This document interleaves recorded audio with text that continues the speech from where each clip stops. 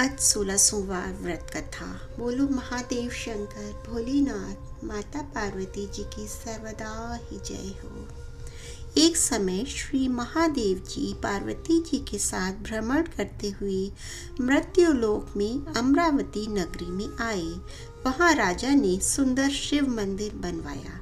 शंकर जी वहीं ठहरने लगे। एक दिन पार्वती जी शिव जी से बोली, हे नाथ, आओ आज चौसर खेलें। खेल प्रारंभ हुआ। उसी समय पुजारी जी पूजा करने को आए। पार्वती जी ने पूछा, पुजारी जी बताइए जीत किसकी होगी? वो बोले, शंकर जी की। और अंत में जीत पार्वती जी की हुई। पार्वती जी ने मिथ्या भाषण के कारण पुजारी जी को कोढ़ी होने का श्राप दे दिया। पुजारी जी कोढ़ी हो गए।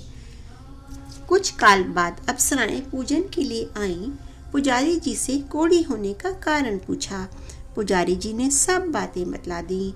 अप्सराएं बोली, पुजारी जी आप 16 सोमवार का व्रत करें, महादेव जी आपका कष्ट अवश्य दूर करेंगे।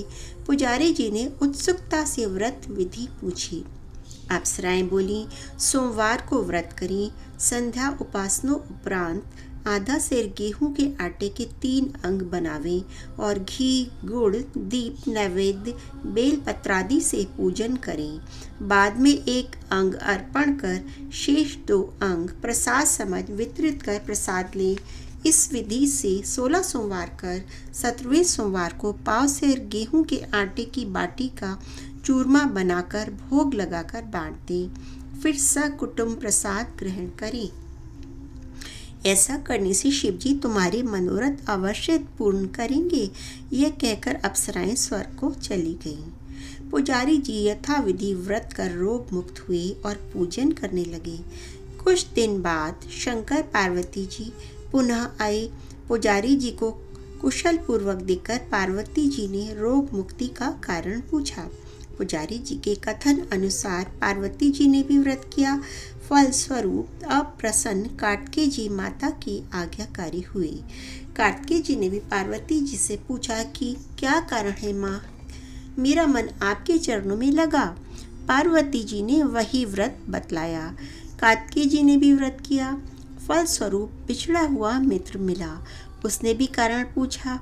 बताने पर विवाह की इच्छा से यथा विधि व्रत किया। फलतः वो विदेश गया। वहाँ राजा की कन्या का स्वयंवर था और राजा का प्रण था कि हथनी जिसको माला पहनाएगी उसी के साथ पुत्री का विवाह होगा। यह ब्राह्मण भी स्वयंवर देखने की इच्छा से एक ओर जा बैठा। हथनी ने माला इसी पंडित को पहनाई। धूमधाम से विवाह हुआ। तत्पश्चात दोनों सुख से रहने लगे। एक दिन राजकन्या ने पूछा, हे नाथ, आपने कौन सा पुण्य किया जिससे राजकुमारों को छोड़ हथनी ने आपका वरण किया? ब्राह्मण ने 16 सोमवार का व्रत सविधि बतलाया। राजकन्या ने सत्पुत्र प्राप्ति के लिए व्रत किया और सर्व गुण संपन्न पुत्र प्राप्त किया। और बड़ा होने पर पुत्र ने पूछा, माता जी किस पुण्य से मेरी प्राप्ति हुई? राजकन्या ने सविधि 16 सोमवार व्रत बतलाया। पुत्र राजकामना से व्रत करने लगा। उसी समय राजा के दूतों ने आकर उसे राजकन्या के लिए वरण किया। आनंद के साथ विवाह हुआ। राजा के देवलोक होने पर ब्राह्मण कुमार को गद्दी मिली। फिर भी वो व्रत को करता ही रहा। एक दिन इसने अपनी पत्नी से पूजन सामग्री शिवालय में ले जाने को कहा, परंतु उसने दासियों द्वारा भिजवा दी। जब राजा ने पूजन समाप्त किया तो आकाशवाणी हुई कि इस पत्नी को निकाल दे, नहीं तो ये तेरा सत्यानाश कर देगी। प्रभु की आज्ञा को मानकर इसने रानी को निकाल दिया। रानी भाग्य को कोसती हुई एक बुढ़िया के पास गई। दीन देखकर बुढ़िया ने इसके सिर पर सूत की पोटली रख बाजार भेजी। रास्ते में आंधी आई, पोटली उड़ गई। बुढ़िया ने उसे फटकार कर भगा दिया। वहाँ से वो तेली के पास पहुँची तो उसके सारे माट चटक गए। उसने भी निकाल दी। पानी पीने नदी पहुँची तो नदी सूख गई। सरोवर पर पहुँची तो हाथ स्पर्श होते ही जल में कीड़े पड़ गए। उसी जल को पी आराम करने के लिए जिस पेड़ के नीचे जाती वही सूख जाता। वन और सरोवर की ये दशा देख ग्वाल इसे मंदिर के गोसाई के पास ले गए। यह देखकर गोसाई जी समझ गए ये कुलीन अबला आपत्ति की मारी हुई है। वो धैर्य बंधाते हुए बोले, बेटी तू मेरे यहाँ रहे, किसी भी बात की चिंता मत कर। रानी आश्रम में रहने लगी, परंतु जिस वस्तु से भी इसका हाथ लगे उसमें कीड़े पड़ जाते। दुखी होकर गोसाई जी ने पूछा, बेटी किस देव के अपराध से दशा हुई? रानी ने बताया, मैं पति की आज्ञा का उल्लंघन कर महादेव के पूजन को नहीं गई। गोसाई जी ने शिव जी से प्रार्थना की। गोसाई जी बोले, बेटी तुम 16 सोमवार का व्रत करो। रानी ने सविधि व्रत पूर्ण किया।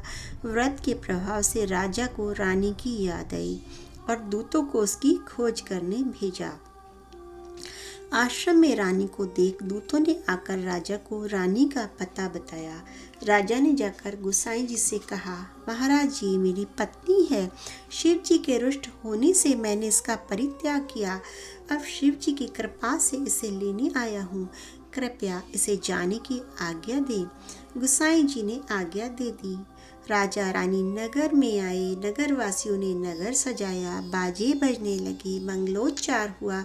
शिव जी की कृपा से प्रति वर्ष 16 सोमवार व्रत को कर रानी के साथ राजा आनंद से रहने लगा। अंत में शिवलोक को प्राप्त हुए। इसी प्रकार जो मनुष्य भक्ति सहित और विधि पूर्वक 16 सोमवार व्रत करता है और कथा सुनता है, उसके भी सभी मनोकामनाएं पूर्ण होती हैं और अंत में शिवलोक की प्राप्ति होती है।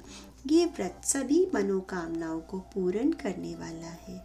बोलो महादेव शंकर भोलेनाथ, गौरा पार्वती जी, गौरी गणेश जी, महेश जी, कार्तिकेय जी, आपकी सर्वदा ही जय हो भोले बाबा।